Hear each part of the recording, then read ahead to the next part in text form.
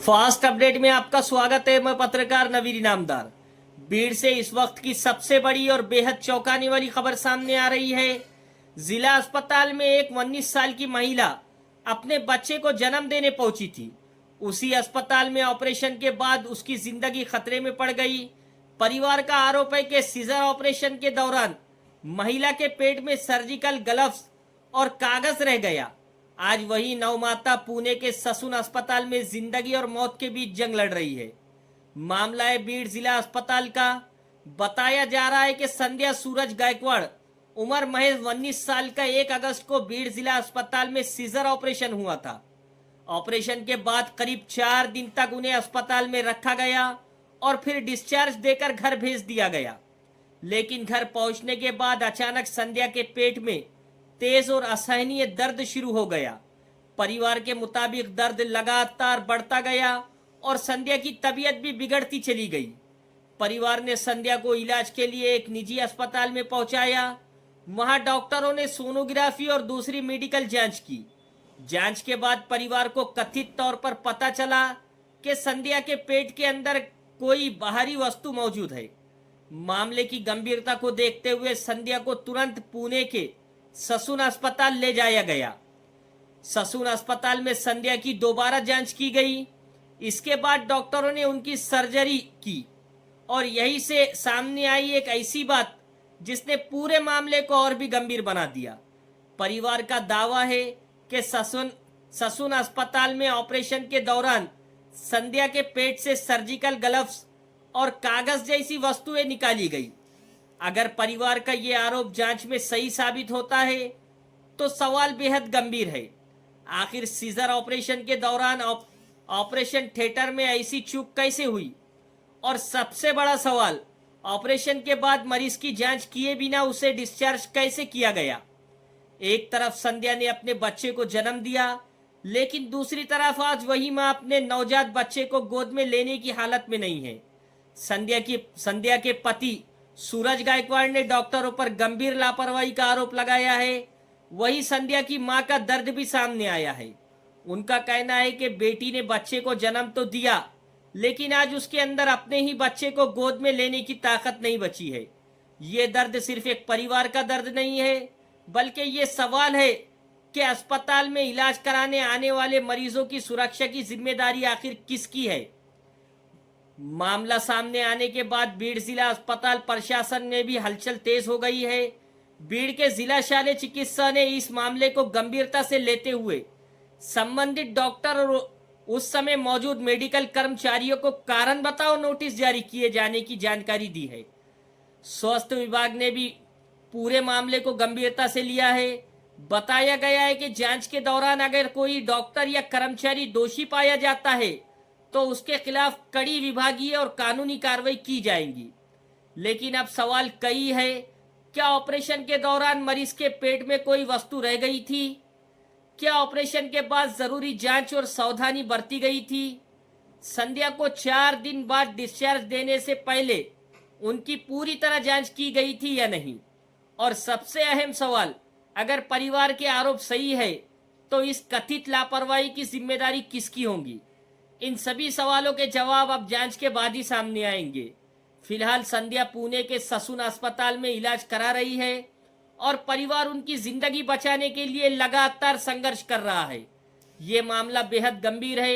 एक तरफ एक नवजात बच्चा अपनी मां का इंतजार कर रहा है और दूसरी तरफ उसकी मां अस्पताल के बिस्तर पर जिंदगी की जंग लड़ रही है। अब देखना होगा कि स्वास्थ्य विभाग की जांच में क्या सामने आता है। क्या परिवार के आरोप सही साबित होते हैं? और अगर आरोप सही पाए जाते हैं तो जिम्मेदार लोगों पर कितनी सख्त कार्रवाई होती है? फास्ट अपडेट न्यूज इस पूरे मामले पर नजर बनाए हुए है। इस खबर से जुड़ी हर बड़ी अपडेट सबसे पहले आप तक पहुंचाई जाएंगी।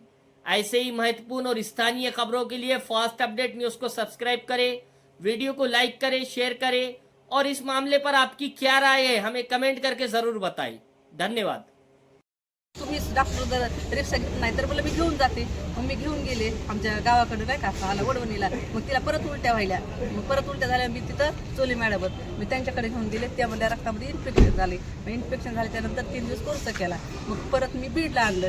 ते इथं आणलं ना का ढाकणे नाही का हां हां ते त्यांच्याकडे आणलं. तर ते काय म्हणले की तुमच्या पेशंटचे म्हणजे हे करा, सिटी स्कॅन सोनोग्राफी करा. मग मी केली. मग केल्याच्या नंतर ते काय म्हणले की तुमचं पेशंटमध्ये पूल झालाय आतमध्ये जास्त. तर मग आम्ही त्यांना विचारलं. ते काय म्हणले तुम्ही काय करा म्हणले आम्हाला 5 लाख रुपये द्या आणि हिचं ऑपरेशन करतो. तर मी त्यांना म्हणलं माझ्याकडे 5 लाख रुपये नाहीत म्हणलं सर.